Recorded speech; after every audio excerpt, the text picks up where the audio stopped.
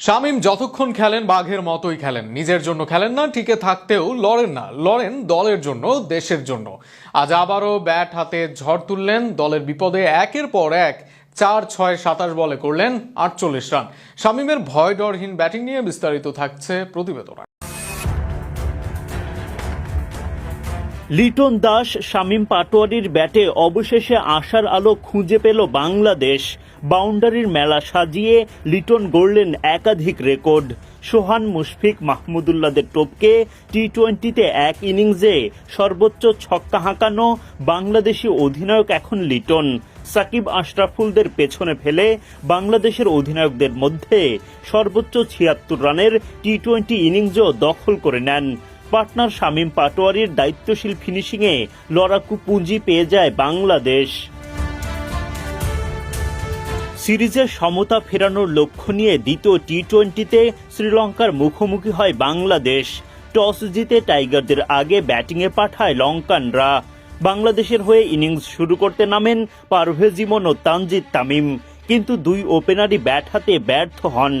নুয়ান তুষারার বলে রানের খাতা খোলার আগেই বোল্ড হয়ে বিদায় নেন ইমন। সুবিধা করতে পারেননি তানজিদ তামিমও। বিনুরা ফার্নান্দোর বলে ড্রাইভ করতে গিয়ে ব্যাটে বলে ঠিকঠাক সংযোগ ঘটাতে পারেননি। শর্ট থার্ড ম্যানে দাঁড়ানো কুশল পেরেরা দারুণ একটা ক্যাচে তামিমের বিদায় ঘণ্টা বাজান। 8 বল খেলে 5 রান করতে পারেন তিনি।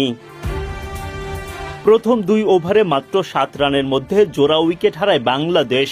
তখন দলের হাল ধরেন অধিনায়ক লিটন দাস ও তাওহিদ হৃদয়। ধীর গতিতে ব্যাট চালিয়ে রান বাড়াতে থাকেন তারা। এই জুটিতে 50-এর গন্ডি পার করে বাংলাদেশ। তানজিদ তামিমের মতোই বিনুরা ফার্নান্দোর বলে শর্ট থার্ড ম্যানে দাঁড়ানো কুশল পেরেরার হাতে ক্যাচ দিয়ে বিদায় নেন তাওহিদ হৃদয়। ভেঙে যায় লিটন হৃদয়ের 69 রানের জুটি। হৃদয় মাঠ ছাড়েন 25 বলে 2-4 ও 1 ছক্কায় 31 রান করে। এরপর উইকেটে আসেন মেহেদী হাসান মিরাজ। তবে থিতু হওয়ার আগেই বিদায় ঘটে এই অলরাউন্ডারের। বিনুরা ফার্নান্দোর তৃতীয় শিকারে পরিণত হওয়া মিরাজ 2 বল থেকে করেন 1 রান। একাধিক পার্টনারকে হারালেও লড়াই চালিয়ে যান লিটন দাস, তুলে নেন 50। অধিনায়ক লিটনকে দারুণ সঙ্গ দিতে থাকেন শামীম পাটোয়ারি। 50-র পরও এগিয়ে যেতে থাকেন লিটন। আর পাটোয়ারির আত্মবিশ্বাসী শটে একের পর এক বাউন্ডারি। 20 ওভার পর্যন্ত লড়াই করে বাংলাদেশ পায় লড়াকু পুঁজি।